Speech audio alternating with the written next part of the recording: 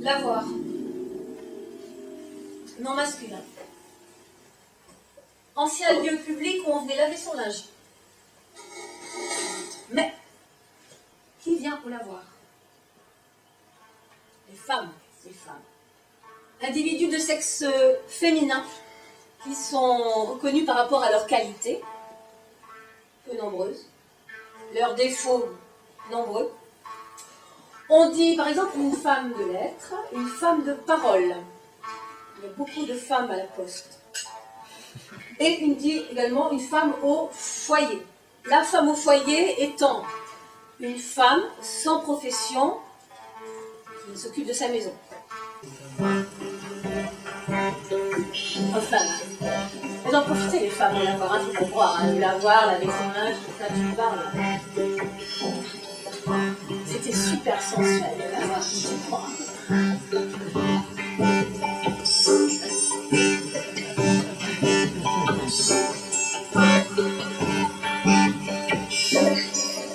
Sans nous et des choses à lavoir. Bon, parce que bon, laver son linge, ça va 5 minutes. Il fallait bien s'amuser un petit peu.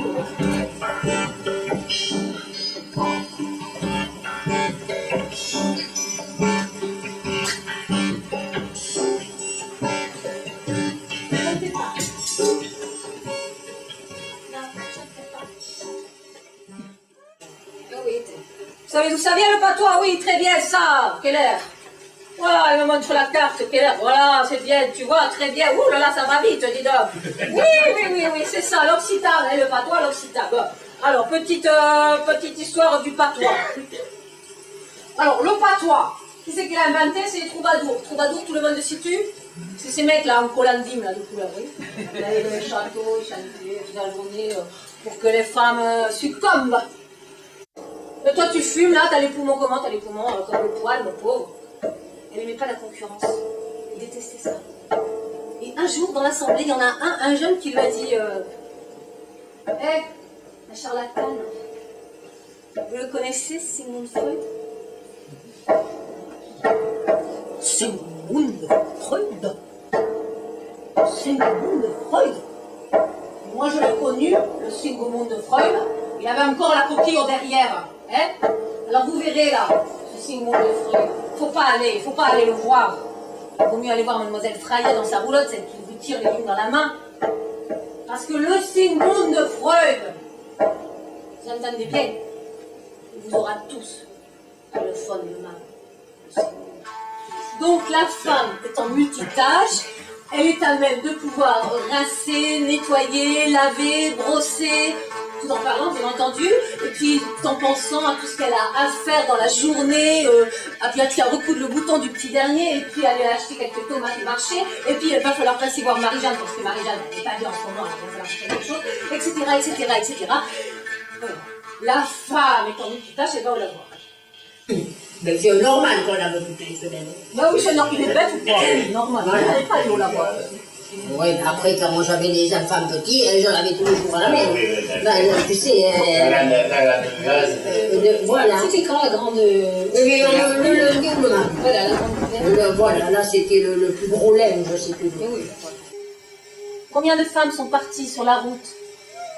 Comme Maria, la polonaise, celle que son mari avait enfermée, parce que trop belle et lui trop jaloux. Mustelenge, na também gusta are, mas mustelenge, que demora mustelenge. Llavors, aneu en l'Odessa i sortiu un tagalanell. A mi encastret aquí a Ilon. Que n'hi ha aquí, del meu temps. A Carampet, de l'any que era fama, sortiu un tag a l'Odessa. I la vez aneu en Hilà, chez les fames, i la vez, per dir, ja ho homes que eren crios. Autrefois, il y a des années, elle était là, comme une robe pliée sur les bras de la couturière. Elle sut que l'homme blond pleurait.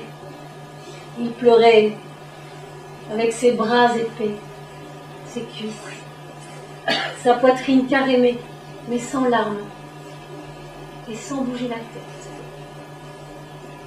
Très longtemps, elle alla ainsi d'une pièce à l'autre, contre la poitrine blonde du beau temps et du tendre vent d'ouest.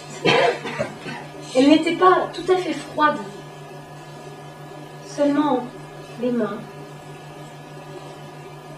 et les pieds